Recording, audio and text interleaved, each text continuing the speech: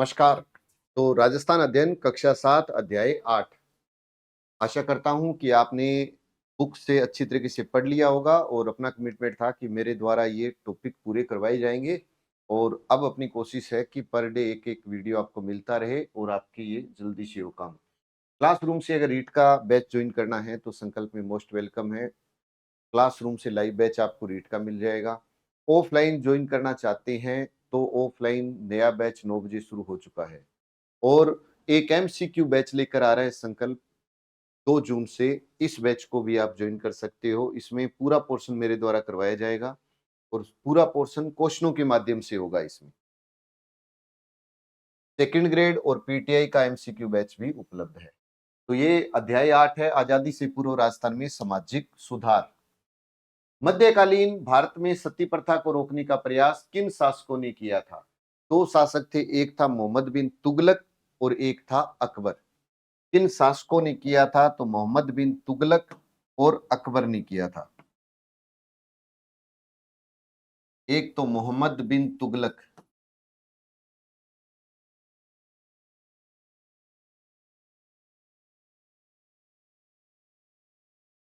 और एक था अकबर। इन दोनों ने किया था सती प्रथा को रोकने का प्रयास। तुगलक और अकबर ने किया। तुगलक और अकबर ने किया। ब्रिटिश काल में किन के प्रयासों से प्रेरित होकर सती प्रथा को गैर कानूनी घोषित कर दिया गया? इंपोर्टेंट क्वेश्चन है, पेपर में आने वाला क्वेश्चन है। राजा राम मोहन राय। राजा राम मोहन राय के प्रयासों से प्रभावित होकर।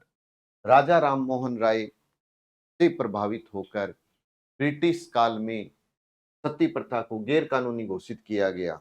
और किसने रोकने का प्रयास किया था? तो मोहम्मद बिन तुगलक और अकबर ने रोकने का प्रयास किया था।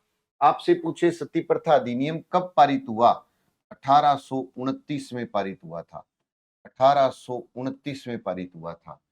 इसके प्रयासों से तो राजा राम मोहन राय, ब्रिटिश काल राजा मोहन राय, दो लोग थे जिन्होंने रोकने का काम किया, अकबर और मोहम्मद बिन तुगलक। सती प्रथा को किस गवर्नर जनरल ने गैर कानूनी घोषित किया था? William Bentinck. विलियम बेंटिक ने इसे गैर कानूनी घोषित किया था। William Bentinck. William Bentinck.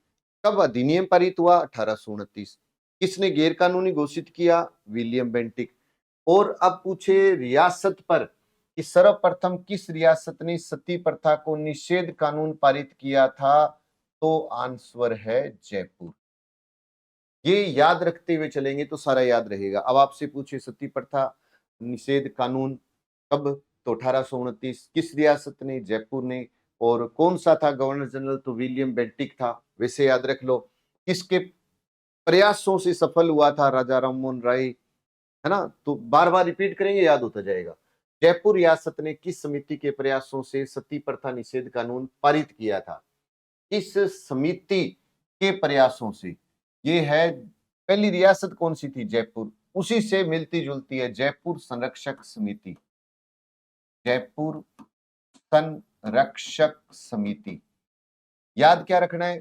पहली रियासत जयपुर और समिति भी जयपुर संरक्षण समिति।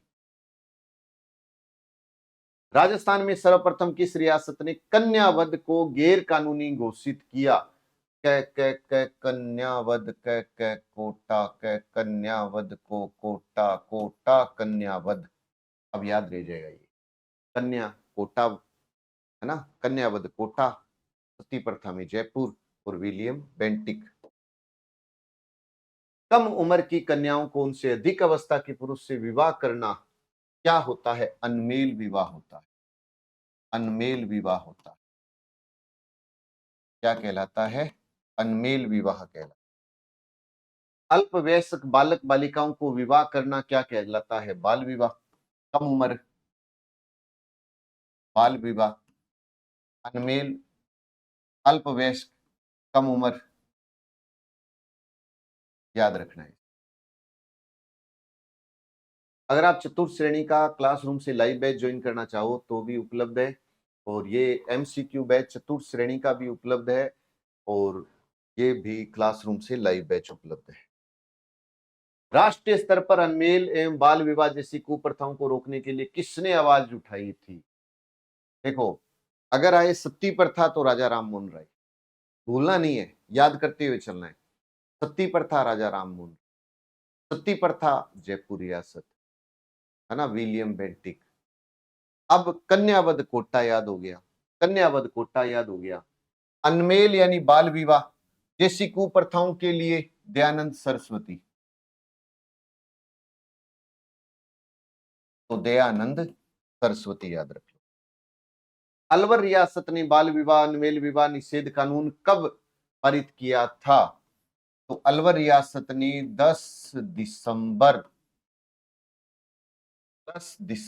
1903 में। सन बहुत कम पूछे जाते हैं, यहां पर प्रश्न सीधा आता है पहली रियासत पर। दास प्रथा को अन्य किस नाम से भी जाना जाता है? दास को चाकर भी कहते हैं, चाकर प्रथा भी कहते हैं। दास कह दो, चाकर कह दो या हाली कह दो। गांव में होता है ना, क्या ओ मरवाड़ी, है ना, दास, दास, हाड़ी, इसके नाम से जाना जाता है बस इसको। अंग्रेजों ने दास प्रथा को किस एक्ट द्वारा समाप्त किया था? तो ये 1833 का था, चार्टर एक्ट, चार्टर एक्ट, ऐसे याद रख लो, 1833 का। डाकन प्रथा का सर्वाधिक प्रचलन कौन सी रियासतों में था? कै कन्या, कै कोटार, सती प्रथा में जयपुर और डाकन प्रथा अजय, कि डाकन प्रथा का प्रचलन सबसे ज्यादा किन रियासतों में था? तो मेवाड़ और कोटा, मेवाड़ और कोटा में था। राजपुताना के एजीजी ने किस वर्ष दबाव बनाया कि सभी रियासतें डाकन प्रथा को गैर कानूनी घोषित करें? किस वर्ष दबाव बनाया था? 1853 में। किस वर्ष बनाया था? 1853 में। 1819 में आधुनिक शिक्षा का स्कूल कहां खोला गया?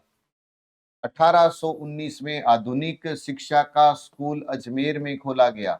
आधुनिक शिक्षा का स्कूल अजमेर में खोला गया था, है ना। सती प्रथा के लिए प्रयास किसने किया? राजा राम मोहन राय ने किया। उनसे भी पहले अगर देखें तो मोहम्मद बिन तुगलक और अकबर का नाम आएगा, वो याद रख लेना है अपने को। 1829 याद रख लेना है, जयपुर याद रख लेना है, कन्या में कोटा याद रख लेना है, मतलब अगर पूछे तो कोटा याद रख लेना है कन्यावध में। तो ये याद करते चलो, आपको आसान लगेगा। अजमेर के बाद आधुनिक शिक्षा के स्कूल कहां कहां खोले गए? अजमेर के बाद पुष्कर में खोले गए, जिसे राजस्थान का 5वां तीर्थ कहते हैं, कोंकण तीर्थ कहते हैं। बिनाई में खोले गए, जहां सहकारिता से जुड़ा हुआ है। केकड़ी में खोले गए, जिसे कभी नए जिले का दर्जा मिला, फिर उसकी मान्यता वापिस से समाप्त कर दी। तो ये याद रख लें। अंग्रेजी को राजकीय भाषा कब बनाई गई?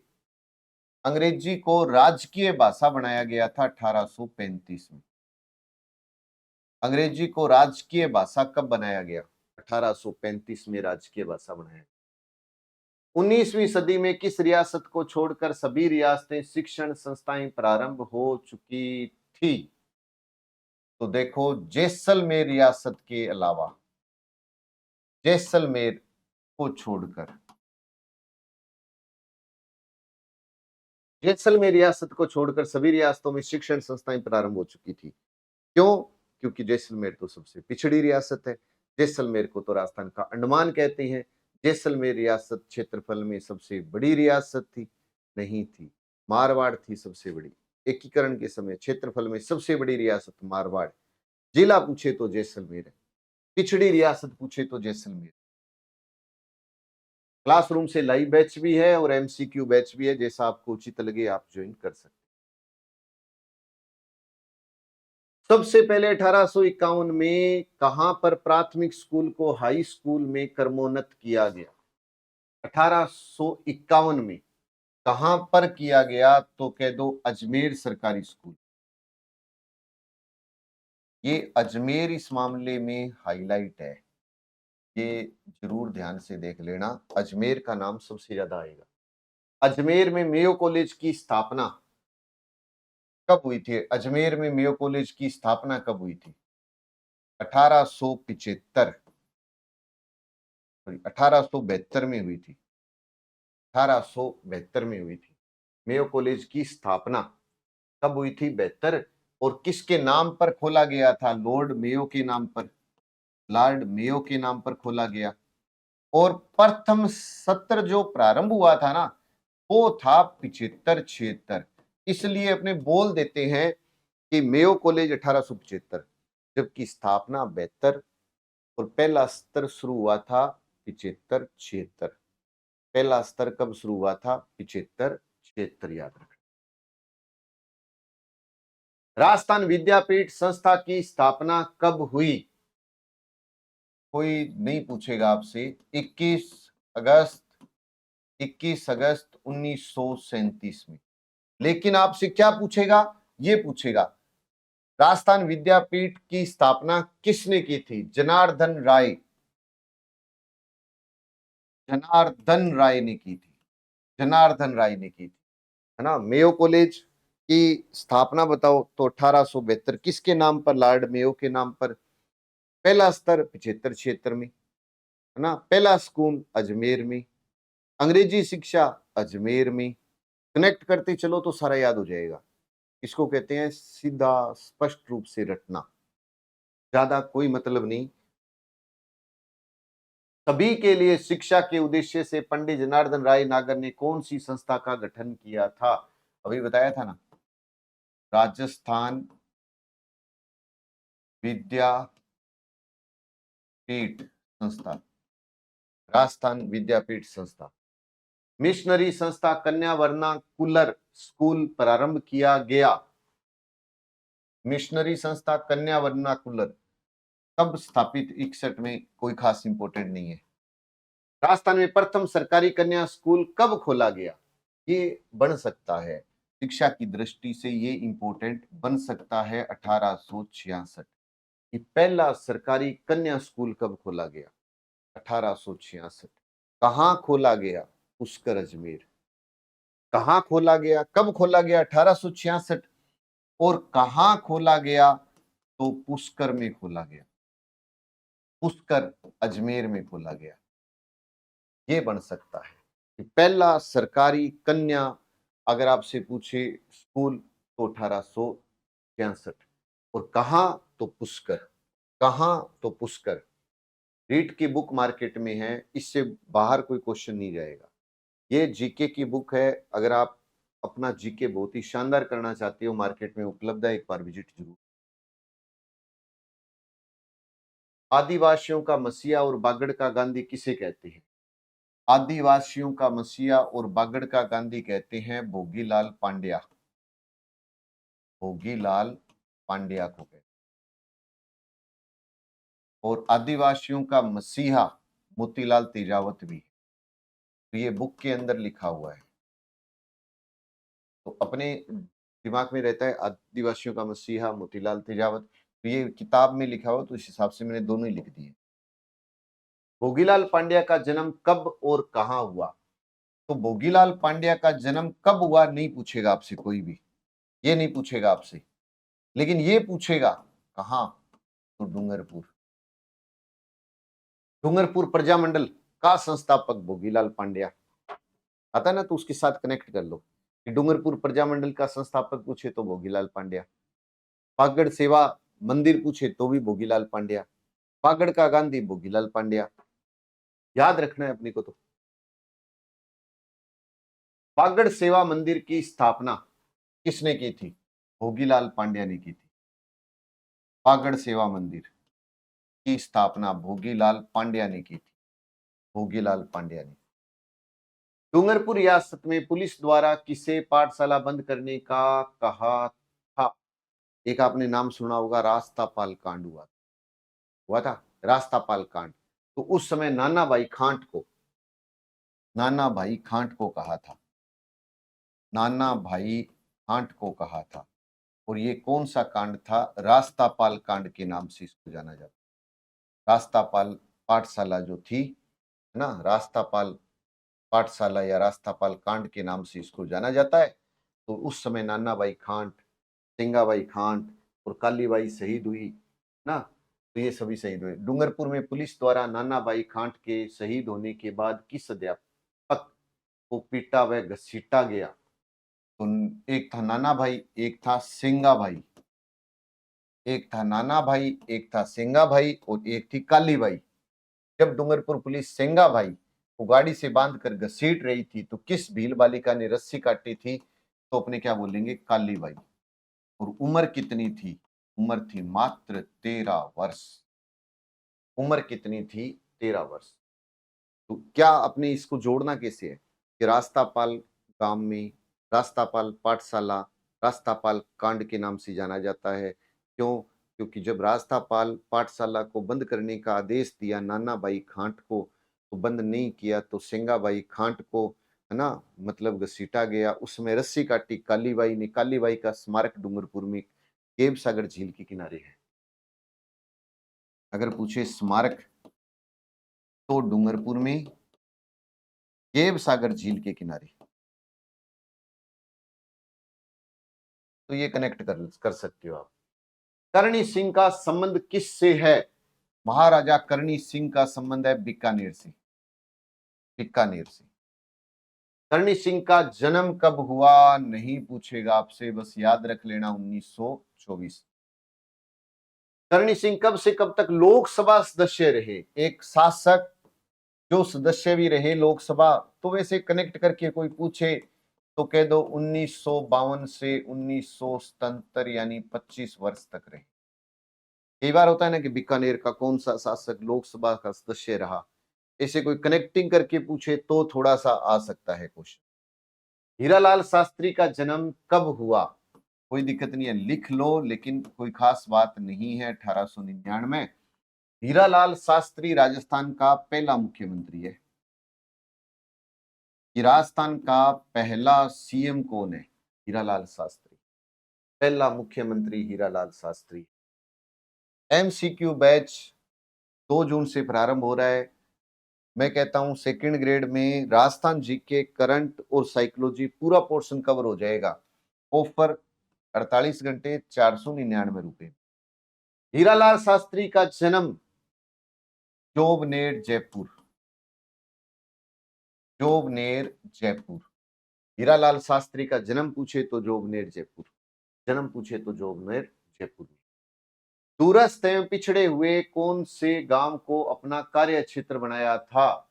ये इंपॉर्टेंट क्वेश्चन है, मोस्ट इंपॉर्टेंट है, पेपर में आने वाला क्वेश्चन है। वनस्थली टोंक को बनाया। वनस्थली टोंक को बनाया। जीवन कुटीर संस्था की स्थापना किसने की थी? हीरालाल शास्त्री ने की। राजस्थान का मुख्यमंत्री पहला बताओ? हीरालाल शास्त्री। पहला मनोनीत मुख्यमंत्री बताओ? हीरालाल शास्त्री। पहला प्रधानमंत्री जो मुख्यमंत्री बना तो भी हीरालाल शास्त्री है। पहला मुख्यमंत्री हीरालाल शास्त्री, पहला प्रधानमंत्री जो मुख्यमंत्री हीरालाल शास्त्री, पहला मनोनीत भी हीरालाल शास्त्री। राजस्थान के प्रथम मुख्यमंत्री कौन है? तो अभी बता ही दिया ये तो सारा मैंने आपको। हीरालाल शास्त्री। एक हीरालाल देवपुरा भी था। हीरालाल देवपुरा सबसे कम समय का था और ये सबसे कम समय का नहीं है, ये पहला मुख्यमंत्री है। ज्यादा समय का तो मोहनलाल सुखाड़िया है। हीरालाल शास्त्री राजस्थान के प्रथम मुख्यमंत्री कब बने? ये इंपॉर्टेंट बात है। 26 जनवरी 1950। ये क्यों इंपॉर्टेंट है? क्योंकि हीरालाल जो शास्त्री है ना, ये चतुर्थ जो चरण था, चतुर्थ चरण एकीकरण का, जिसका नाम क्या था? वृहत राजस्थान। उस वृहत राजस्थान के प्रधानमंत्री थे। अब प्रधानमंत्री जो चौथे चरण में बना वो ही पांचवें में रहा, वही छठे में रहा। तो एकीकरण का जो छठा चरण था जिसका नाम था राजस्थान संघ, उसका प्रधानमंत्री कौन था? हीरालाल शास्त्री। उसी समय संविधान लागू होता है और प्रधानमंत्री का पद बदलकर हो गया मुख्यमंत्री।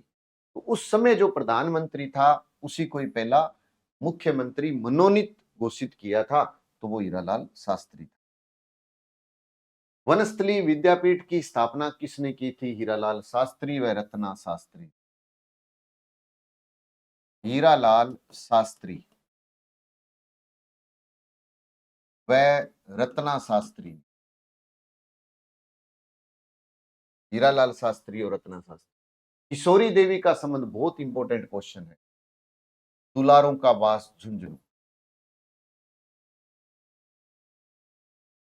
दुलारों का बांस है कहाँ? झुंझुनू में। दुलारों का बांस झुंझुनू, है ना। पहले गिरफ्तार जो हुई थी किशोरी देवी, याद रखना। किशोरी देवी के पति कौन थे? सरदार हरलाल सिंह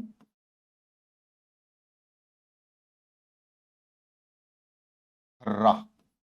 हरलाल सिंह खर्रा। सरदार हरलाल सिंह को जागीरदार ने कब जेल में डलवा दिया था? कोई नहीं पूछेगा। 1938। इंपॉर्टेंट नहीं है। जयपुर में महिलाओं का समूह बनाकर जयपुर में सत्याग्रह का नेतृत्व किस महिला ने किया था? किशोरी देवी। देखो, इसका नाम इंपॉर्टेंट है, पेपर उठा के देख लेना, आपको यहां से क्वेश्चन मिलेगा मिलेगा, इसमें कोई किंतु परंतु नहीं है। तो ये थोड़ा सा ध्यान रखने वाला क्वेश्चन है, पेपर में आ सकता है। किशोरी देवी पे क्वेश्चन आएगा। मामा बालेश्वर दयाल का जन्म 10 मार्च 1905, लेकिन नहीं आएगा पेपर। जल जंगल और जमीन आंदोलन किसने चलाया? मैं कहता हूं ये तो आ सकता है ना, अपने बहुत सारी डिटेल पढ़ते हैं, लेकिन ऐसा कोई क्वेश्चन आ जाए किताबों में भी नहीं मिलेगा कि अरे ये भी कोई था क्या ऐसा। तो ये ऐसे क्वेश्चन कभी पूछे जा सकते हैं, इसको स्पेशल ध्यान में रखना है अपने को। आंसर क्या है? मामा बालेश्वर दयाल ने चलाया था। मामा बालेश्वर दयाल ने चलाया था। जल जंगल जमीन, यानी जय की क्यों बोल दें क्या इसको? कोई भी कोर्स आप लेना चाहें तो कुछ स्टूडियो से, कुछ क्लासरूम से लाइव बैच संकल्प की उपलब्ध है, और ये सभी किताबें मार्केट में उपलब्ध है, एक बार जाकर विजिट जरूर करें। तो कक्षा 7 अध्याय 8, सॉरी अध्याय 9 अभी अपने शुरू करने जा रहे हैं। कोई भाई बंधु रीट की तैयारी करना चाहे, ऑफलाइन आना चाहे तो सुबह 9 बजे का बैच है, या कोई क्लासरूम से लाइव बैच चाहे तो क्लासरूम से लाइव बैच है। पूरा मटेरियल आपके घर पर पहुंच जाएगा। एक रीट मुख्य परीक्षा का एमसीक्यू बैच, सेकंड ग्रेड का भी एमसीक्यू बैच 2 जून से लेकर आ रहा हूं, मात्र 499 रुपए। तो इसको भी आप जरूर विजिट करें। कक्षा 9 संविधान निर्माण में राजस्थान का योगदान। आसान आसान नहीं है, क्योंकि आपको पता है कक्षा 7 अध्याय है, कक्षा 7 का अध्याय नंबर 9 है, तो बहुत आसान क्वेश्चन है, लेकिन आसान भी कई बार समझ में नहीं आता। तो यहाँ पर कई ऐसे क्वेश्चन होंगे जो पेपर में बहुत बार छपे हैं, आप थोड़ा सा ढंग से पढ़ना। किसी देश या राज्य को संचालित करने का जो मेन आधार होता है वो संविधान होता है। मेन आधार क्या होता है? संविधान होता है। किसी राज्य को संचालित करने का या देश को संचालित करने का मेन आधार संविधान। भारतीय राष्ट्रीय कांग्रेस ने पहली बार आधिकारिक रूप से भारत के संविधान निर्माण के लिए संविधान सभा की मांग कब की थी? तो 1935 में तो मांग की थी। याद रखना कि मांग कब की थी। अपने क्या करेंगे, कनेक्ट करते चलेंगे, कचरा नहीं करेंगे, कनेक्ट करेंगे धीरे धीरे, ताकि कुछ याद हो जाए। मैं ये नहीं कह रहा कि 100% याद होगा, लेकिन बहुत कुछ याद होगा। भारतीय राष्ट्रीय कांग्रेस ने पहली बार आधिकारिक रूप से भारत के संविधान निर्माण के लिए कब मांग की? 1935 में। 38 में किसने घोषणा की थी कि स्वतंत्र भारत के संविधान का निर्माण चुनी हुई संविधान सभा द्वारा किया जाएगा और उसमें कोई बाहरी हस्तक्षेप नहीं होगा? ये कहा था पंडित जवाहरलाल नेहरू ने। पंडित जवाहरलाल नेहरू ने ये कह दिया था कि जो चुन कर आएगी, है ना, संविधान सभा द्वारा किया जाएगा। चुनी हुई संविधान सभा, भारत के संविधान का निर्माण चुनी हुई संविधान सभा द्वारा किया जाएगा। ये किसने कहा था? पंडित जवाहरलाल नेहरू। मांग 35 में हुई थी, याद रखना। ब्रिटिश सरकार के द्वारा अपने 3 मंत्रियों का एक दल भारत भेजा, जिसको नाम दिया गया कैबिनेट मिशन। नाम तो सुनते ही हैं अपने, कैबिनेट मिशन। अब कल को प्रश्न आ जाए कैबिनेट मिशन में कितने सदस्य? तो याद क्या रखना है कि 3 मंत्रियों का एक दल था, भारत में भेजा था ब्रिटिश सरकार ने, जिसका नाम था कैबिनेट। किस योजना के तहत संविधान सभा का गठन हुआ? तो योजना कौन सी? जो मिशन आया था 3 सदस्यीय, उसी के तहत, कैबिनेट मिशन के तहत ही भारतीय संविधान सभा का गठन, कि भारतीय संविधान सभा का गठन किस मिशन के आधार पर हुआ था? तो कह दो कैबिनेट मिशन। कितने मंत्रियों का दल था? तो 3।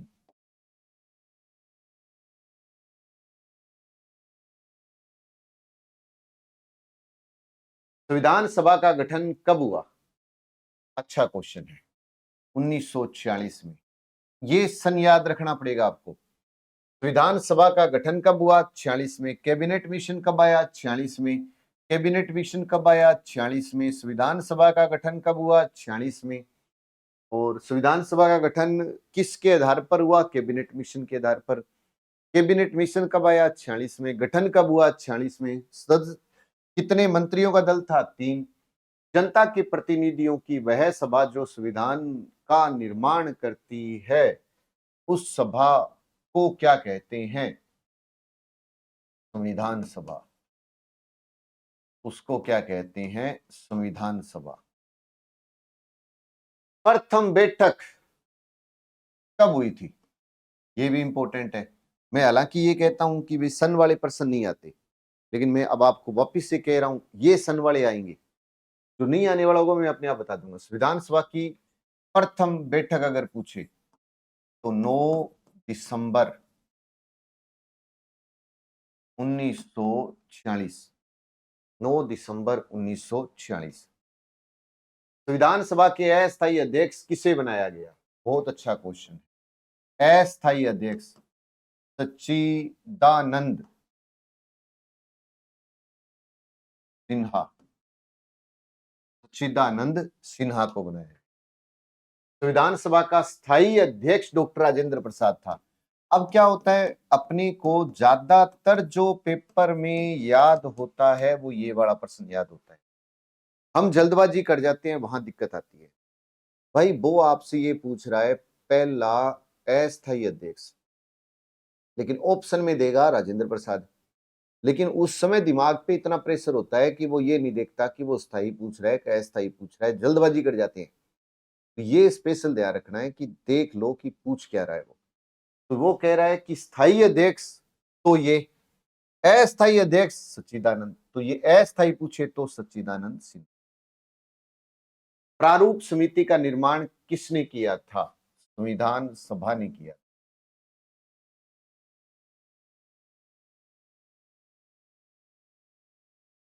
संविधान सभा का अध्यक्ष कौन था? ये अच्छा क्वेश्चन है। संविधान सभा का अध्यक्ष कौन थे? आपसे पूछे कि ये बताओ संविधान सभा का स्थायी अध्यक्ष तो राजेंद्र प्रसाद, अस्थायी सच्चिदानंद, लेकिन अध्यक्ष कौन थे? तो डॉक्टर अपने भीमराव अंबेडकर।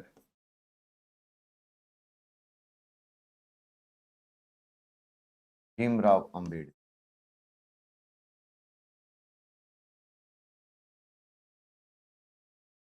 ये सेकंड ग्रेड जीके का भी एमसीक्यू बैच है, पूरा मतलब सिलेबस और एमसीक्यू बैच के माध्यम से, जिसमें आपको 4-5 पैटर्न है। पहले टॉपिक मिला, उस पीडीएफ को आपने पढ़ा, फिर मैंने पढ़ाया, फिर आपने आसान भाषा में टेस्ट दिया, मुश्किल भाषा में दिया, मेजर टेस्ट दिया। इतने फॉर्मेट है इसमें। उद्देश्य प्रस्ताव किसने पेश किया था?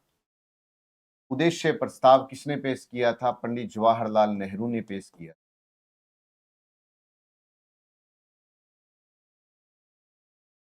उद्देश्य प्रस्ताव पंडित जवाहरलाल नेहरू। उद्देश्य प्रस्ताव कहां पर पेश हुआ था? विधान सभा में पेश हुआ था। कहां पर पेश हुआ था? विधान सभा में पेश हुआ। उद्देश्य प्रस्ताव कब पेश हुआ था? नेहरू ने पेश किया, संविधान सभा में पेश किया, और कब पेश किया? 13 दिसंबर 1946। 13 दिसंबर 1946। मैं फिर रिपीट कर रहा हूं, उद्देश्य प्रस्ताव किसने पेश किया? पंडित जवाहरलाल नेहरू। कब पेश किया? 13 दिसंबर 46। कहां पर पेश किया? तो संविधान सभा। इसमें स्वतंत्र भारत के संविधान के मूल आदर्शों की रूपरेखा प्रस्तुत की गई है उद्देश्य प्रस्ताव में। अब एक प्रश्न और जुड़ गया उद्देश्य प्रस्ताव में। उद्देश्य प्रस्ताव कब पेश हुआ? 13 दिसंबर 1946। किसने किया? पंडित जवाहरलाल नेहरू। कहां किया? संविधान सभा में। और इसके अंदर अगर आपसे पूछे तो संविधान के मूल आदर्शों की रूपरेखा प्रस्तुत की गई थी। संविधान निर्माण में कितना समय लगा? बहुत अच्छा क्वेश्चन है, पेपर में छोटे एग्जाम में पूछ लेते हैं। 2 वर्ष 11 माह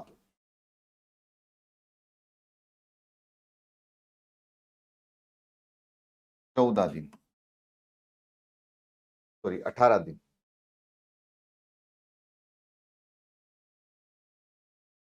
2 वर्ष 11 माह 18 दिन। भारत का संविधान कितने समय में पूरा हुआ? क्या साहब 2 साल लग गए? 2 साल नहीं लगे, 2 नहीं 3 लग गए। 2 वर्ष 11 माह 18 दिन। संविधान ने, भारतीय संविधान सभा ने संविधान को कब स्वीकार किया? स्वीकार किया था 26 नवंबर 1949। याद रखना, स्वीकार किया। और कब लागू हुआ? तो 26 जनवरी 1950।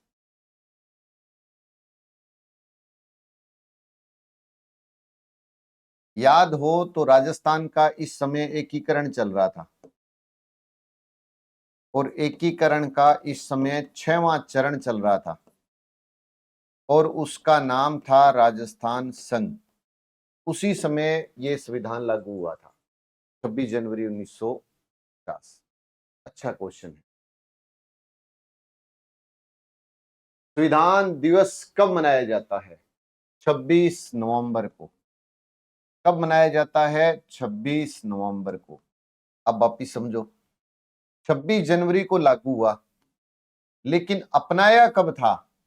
स्वीकार कब किया था? संविधान सभा में 26 नवंबर। इसी कारण 26 नवंबर को प्रत्येक वर्ष संविधान दिवस के रूप में मनाया जाता है। प्रतिवर्ष संविधान दिवस 26 नवंबर को किस वर्ष से शुरू हुआ? तो याद रखना 2015 से शुरू हुआ। ये मत कह देना कि 1949 से शुरू हुआ। ये शुरू कब हुआ था? तो 2015 से शुरू।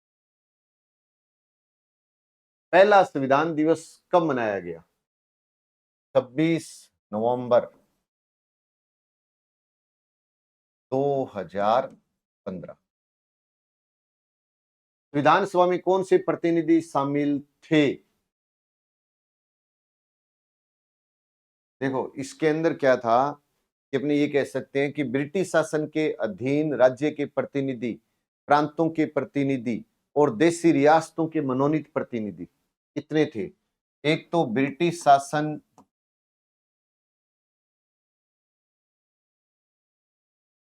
के अधीन राज्य के प्रतिनिधि,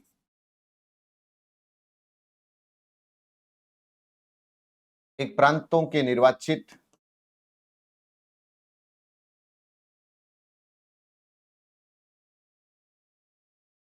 प्रतिनिधि और एक देशी रियासतों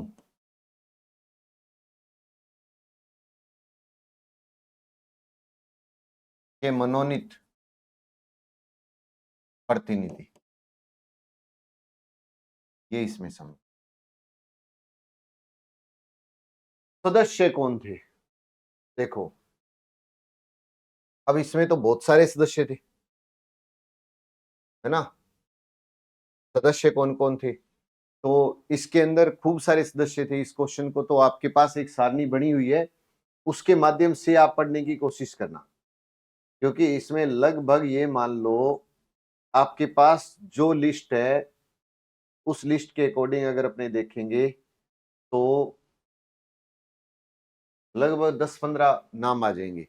जैसे मान लो उदयपुर से टी विजय राघवाचार्य हो जाएगा, और सरदार के.एम. पनिक्कर बीकानेर से हो जाएगा, है ना। कई सदस्य होंगे इसके अंदर, जैसे मुकुट बिहारी लाल भार्गव हो गया अजमेर मेरवाड़ा से, माणिक्य लाल वर्मा हो गया, जयनारायण व्यास हो गया, बलवंत राय मेहता हो गया, ये कई सदस्य थे।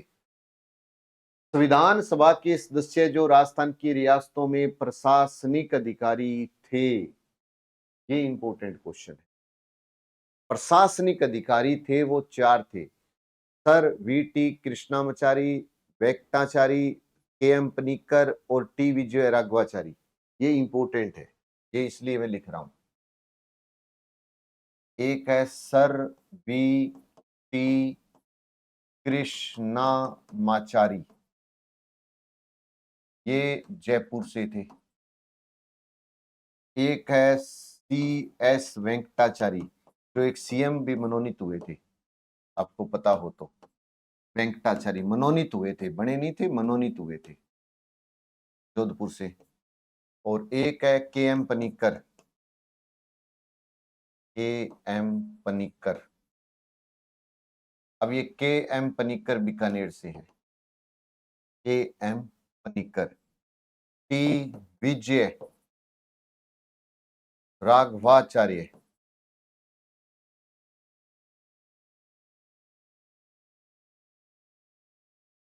ये उदयपुर से थे।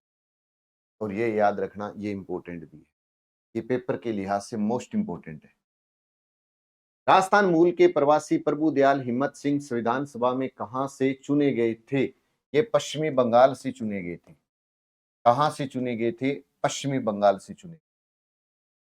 क्लासरूम से लाइव बैच है, चतुर्थ श्रेणी का एमसीक्यू बैच भी आपके लिए उपलब्ध है। कोई भाई बंधु तैयारी करे तो उसको जरूर बताएं।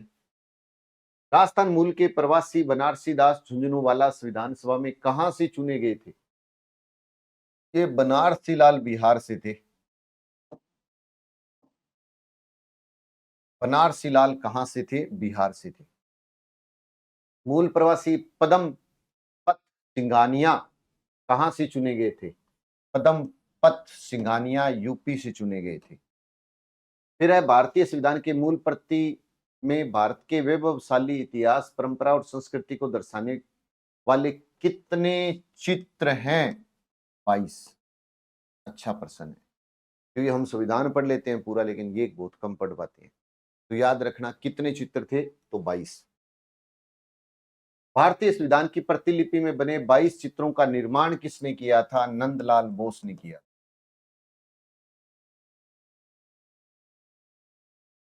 नंदलाल बोस। भारत के संविधान की मूल प्रति पर बने चित्रों, कितने चित्र? 22। किसने निर्माण किया? नंदलाल बोस। राजस्थान के किस चित्रकार का भी प्रमुख योगदान था? कृपाल सिंह शेखावत का। कृपाल सिंह शेखावत का। किस कला से जुड़ा हुआ है ये कृपाल सिंह शेखावत? मुकुट बिहारी लाल भार्गव का जन्म, कोई नहीं पूछेगा आपसे, 30 जनवरी 1903। मुकुट बिहारी लाल भार्गव का जन्म कहां हुआ? उदयपुर रियासत। ये वैसे वकील थे, पेशे से क्या था? वकील थे। उदयपुर रियासत में जन्म हुआ और ये पेशे से क्या थे? वकील थे। उदयपुर रियासत से जुड़े हुए थे मुकुट लाल बिहारी भार्गव, और ये पेशे से वकील थे, ये याद रखना है। राजस्थान के कौन से वकील सी.आर. दास, मोतीलाल नेहरू और महात्मा गांधी से प्रेरित होकर राजबंदियों के मुकदमे सुनते थे? वही जिनका नाम था मुकुट बिहारी, मुकुट बिहारी लाल भार्गव।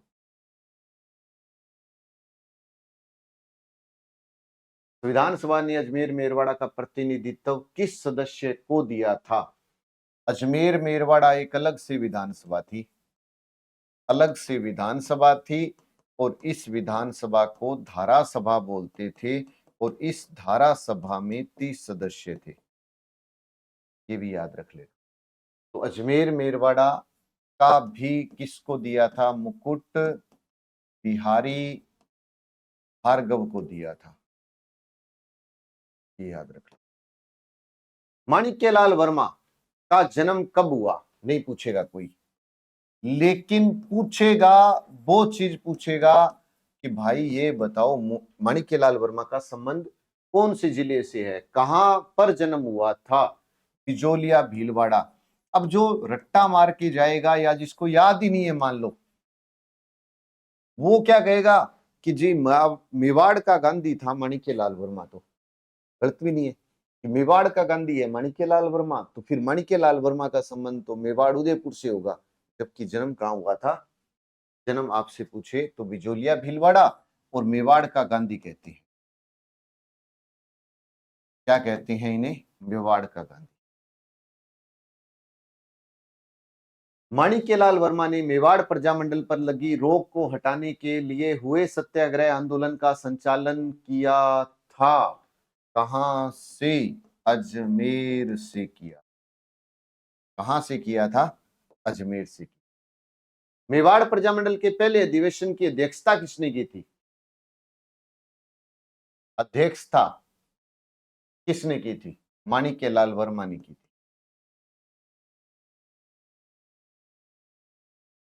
मेवाड़ प्रजामंडल का संस्थापक माणिक्यलाल वर्मा, मेवाड़ का गांधी माणिक्यलाल वर्मा। माणिक्यलाल वर्मा ने मेवाड़ प्रजामंडल के अधिवेशन की अध्यक्षता पहली बार कब की थी, कब की थी, तो 1941 में की थी, कब की थी, 1941 में की थी। तो मेवाड़ प्रजामंडल आ गया, है ना, मेवाड़ से जुड़ा हुआ, लेकिन जन्म बिजोलिया भीलवाड़ा से जुड़ा हुआ है। तो ये रीट की बुक मार्केट में उपलब्ध है, पूरा कंप्लीट सिलेबस है, और ये जीके जिससे ऊपर तो कोई बुक है ही नहीं। पंछीड़ा गीत किसने लिखा, पंछीड़ा गीत माणिक्यलाल वर्मा ने लिखा। पंछीड़ा गीत किसने लिखा था, माणिक्यलाल वर्मा ने लिखा।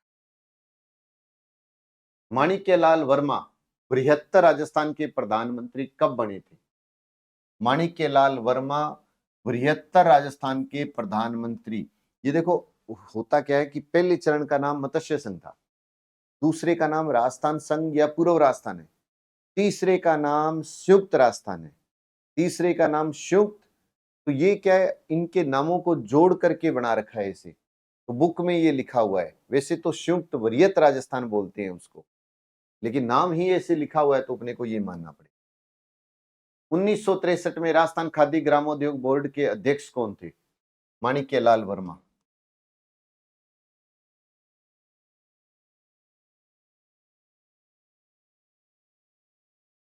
जयनारायण व्यास का जन्म कब हुआ, कब हुआ कोई नहीं पूछेगा, लेकिन पूछा जाएगा क्या, कहां से, कहां पर हुआ। तो आपसे ये पूछे तो जोधपुर, और जब जोधपुर की बात करोगे तो मारवाड़, और मारवाड़ की बात आए तो मारवाड़ प्रजामंडल का संस्थापक पूछे तो क्या बोलना है, तो आप कहोगे मारवाड़ की तो जय बोलनी है बस।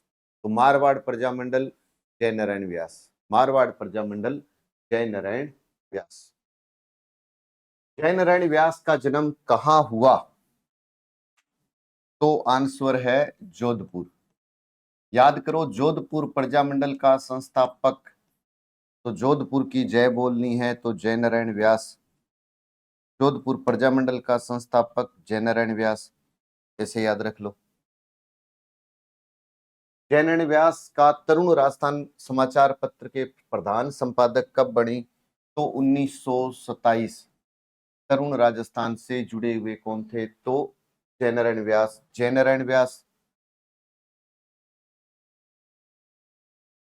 एकमात्र ऐसे मुख्यमंत्री थे जो मनोनीत भी थे और निर्वाचित भी थे, कि एकमात्र मनोनीत और निर्वाचित मुख्यमंत्री बताओ तो जय नारायण व्यास।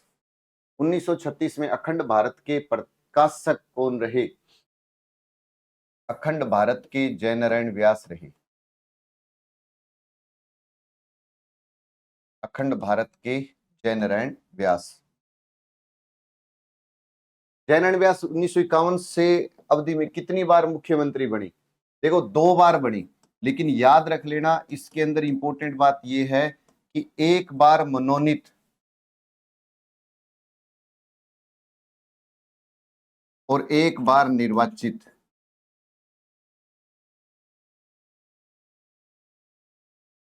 एक बार मनोनीत हुए और एक बार निर्वाचित हुए, ये इंपॉर्टेंट बात है।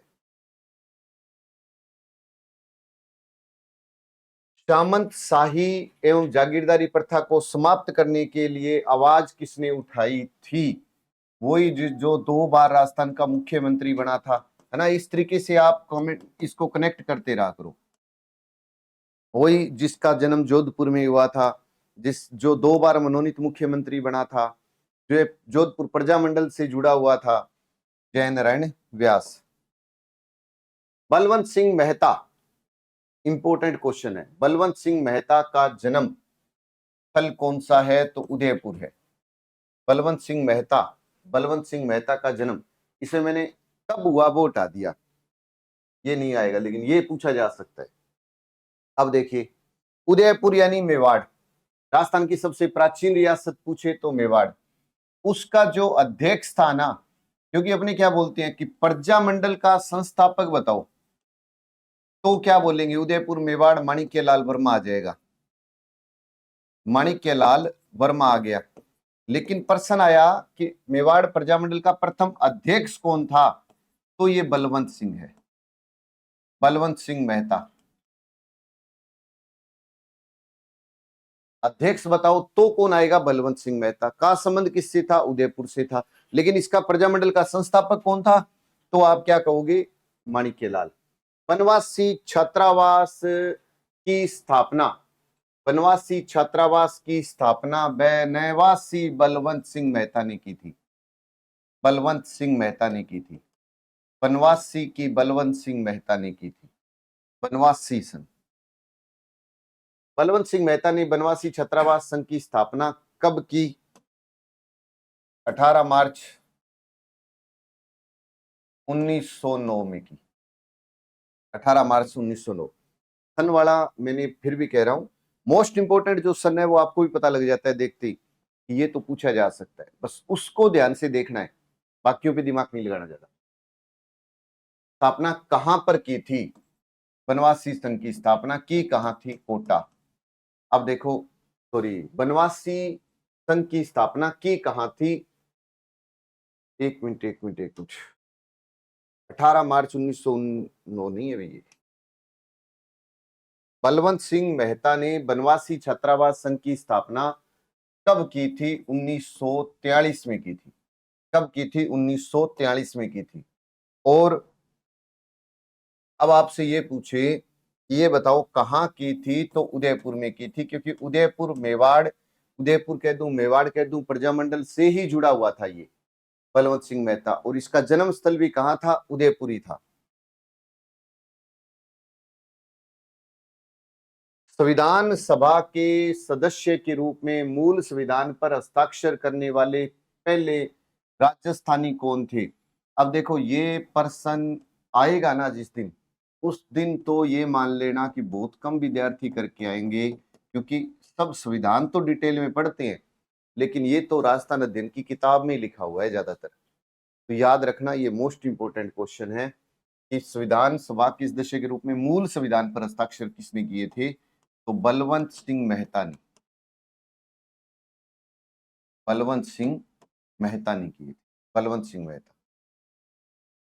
लेफ्टिनेंट कर्नल दलेल सिंह का जन्म कहां हुआ? लेफ्टिनेंट कर्नल दलेल सिंह का जन्म कहां हुआ? तो कोटा में हुआ। लेफ्टिनेंट कर्नल दलेल सिंह कोटा के किस राजा के निजी सचिव थे? तो महाराव भीम सिंह के, महाराव भीम सिंह के निजी सचिव थे। कोटा का शासक भीम सिंह था। बोलते हैं ना कि कोटा का शासक कौन था? कोटा का शासक था भीम सिंह, भीम सिंह भोपाल सिंह। गोकुललाल असावा 30 से 32 के बीच में कितनी बार जेल गए थे? गोकुललाल असावा 30 से 32 के बीच में 4 बार जेल गए थे। राजस्थान का पहला मुख्यमंत्री अगर पूछे, राजस्थान में एकीकरण कितने चरणों में हुआ? 7। पहले चरण का प्रधानमंत्री कौन था? तो पहले चरण का प्रधानमंत्री अगर आपसे पूछे तो शोभाराम कुमावत। दूसरे का गोकुललाल असावा ही था। गोकुल भाई भट्ट अलग है, असावा अलग है। भारत के संविधान के निर्माण में कौन सी रियासत प्रत्यक्ष तौर पर भागीदार रही? निर्माण में प्रत्यक्ष रूप से जो भागीदार रही थी वो बीकानेर थी। ये वो बीकानेर प्रजामंडल जिसकी स्थापना राजस्थान में नहीं हुई थी, राजस्थान से बाहर हुई थी। हमने बोलते हैं ना कि बीकानेर महंगा बिका लेकिन बाहर जाकर बिका, तो ये याद रख लेना। मग्घाराम वैद्य इसका संस्थापक था और कोलकाता में हुई थी। बीकानेर से संविधान सभा के सदस्य के रूप में कौन गया था? बीकानेर से संविधान सदस्य के रूप में कौन गए थे? तो जसवंत सिंह गए थे। ये याद रख लेना, संविधान सभा में कौन गया था? जसवंत सिंह गया था। जसवंत सिंह किस शासक के प्रधानमंत्री रहे? जसवंत सिंह किस शासक के प्रधानमंत्री रहे? शार्दुल सिंह। शार्दुल सिंह का नाम किस में आएगा? आईजीएनपी का निर्माण हुआ तब शासक कौन था? शार्दुल सिंह। भरतपुर के वो स्वतंत्रता सेनानी जो नेपाल में भारत के राजदूत रहे थे। बहुत अच्छा क्वेश्चन है, राज बहादुर। जसवंत सिंह का नाम बीकानेर से जोड़कर याद रख लेना। बलवंत सिंह मेहता का संबंध उदयपुर से जोड़कर याद रख लेना। बनवासी छात्रावास संघ की स्थापना में योगदान रख लेना। तो ये इंपॉर्टेंट क्वेश्चन है। बलवंत सिंह मेहता संविधान सभा में पहले राजस्थानी जिन्होंने साइन किया था।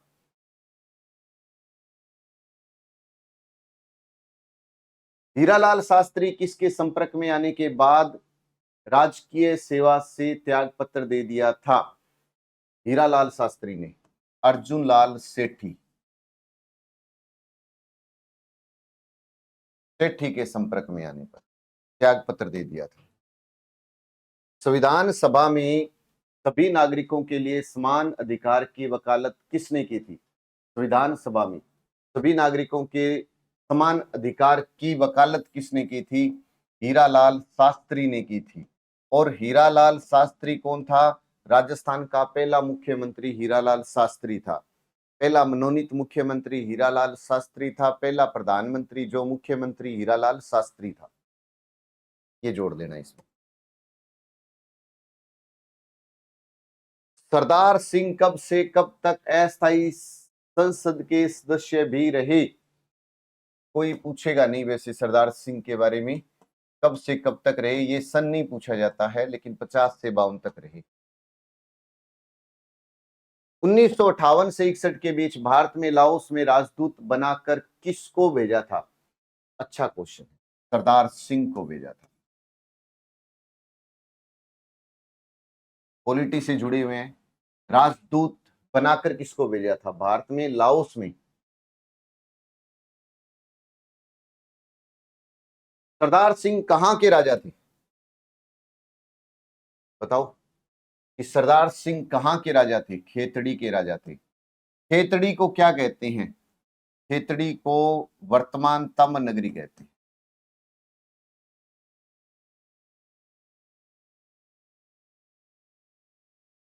वर्तमान तम नगरी। खेतड़ी के शासक सरदार सिंह की मृत्यु कब हुई? लिख देता हूं लेकिन याद मत रखना। 30 अक्टूबर 1985। सर वीटी कृष्णामाचारी मूलतः कहां के निवासी थे? देखो नाम से क्या पता लग रहा है, दक्षिण राजस्थान के थे, तमिलनाडु के थे। तमिलनाडु है ना, एक अंदाजा काम कर जाएगा, एक नाम से एक अंदाजा काम कर जाएगा। लेकिन जब पूछा जाए कि ये दीवान कहाँ के थे तो जयपुर के थे। सर वीटी कृष्णामाचारी तमिलनाडु के निवासी थे, लेकिन ये दीवान कहाँ के थे? तो ये दीवान थे जयपुर के। दीवान कहाँ के थे? जयपुर के थे। डीपी खेतान के निधन के बाद किसको प्रारूप समिति में जगह दी गई? डीपी खेतान के बाद किसको प्रारूप समिति में जगह दी गई थी? वी टी कृष्णामाचारी, तमिलनाडु वाले को, तो जयपुर का दीवान था। वीटी कृष्णामाचारी किस वर्ष राज्यसभा के लिए चुने गए थे? मैंने कह रहा ना कि ठीक है मैं बताना एक होता है कि ठीक है बता रहा हूं, लेकिन सन मत याद रखना। कहाँ के? CS वेंकटाचारी। देखो VTT Tamil Nadu, T Tamil Nadu. CS Venkatachari, सेंधव सेंसाचारी वेंकटाचारी, जो राजस्थान का सीएम भी बना था, राजस्थान का सीएम भी बना था। कहाँ के निवासी थे? VT कृष्णामाचारी कहाँ के निवासी थे? कर्नाटक के निवासी थे। कहाँ के निवासी थे? कर्नाटक।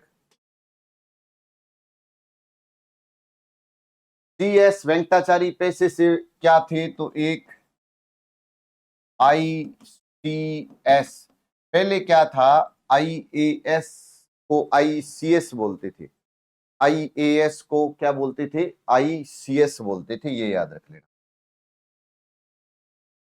जोधपुर के उमेद सिंह ने CS वेंकटाचारी को कब अपना प्रशासनिक, कोई नहीं पूछेगा, 1949। 6 जनवरी 1951 से 25 अप्रैल 1951 तक राजस्थान के मुख्यमंत्री कौन रहे थे? CS वेंकटाचारी, सेंधव सेंसाचारी वेंकटाचारी, ये पूरा नाम था इनका, सेंधव सेंसाचारी वेंकटाचारी, ये इसका नाम था। KM पनिक्कर कहां के निवासी थे? KM पनिक्कर, KM पनिक्कर, के तो केरल का था, के तो केरल का था, KM पनिक्कर, KM पनिक्कर केरल का था, है ना। VTT तमिलनाडु का था, टी तमिलनाडु का था। CS वेंकटाचारी कर्नाटक का था। बताओ KM पनिक्कर किस राज्य के विदेश मंत्री थे? KM पनिक्कर किस राज्य के विदेश मंत्री थे? पटियाला रियासत,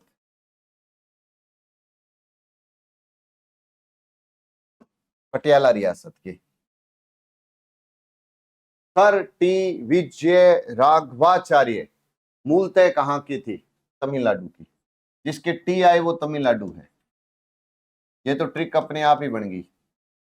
sir VTT Tamil Nadu, KM Panicker Kerala, है ना, VT, और इधर सर टी विजय राघवाचार्य तमिलनाडु।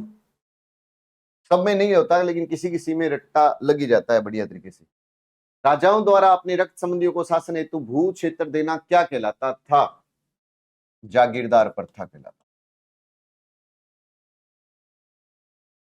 क्या कहलाता था? जागीरदार प्रथा। मंत्रियों का समूह है, मंत्रिमंडल होता है। मंत्रियों का समूह है तो मंत्रिमंडल होता है। मंत्रियों का समूह है, मंत्रिमंडल होता है। संविधान सभा की वह एक समिति जिसने संविधान का मसौदा तैयार किया था, प्रारूप समिति है वो।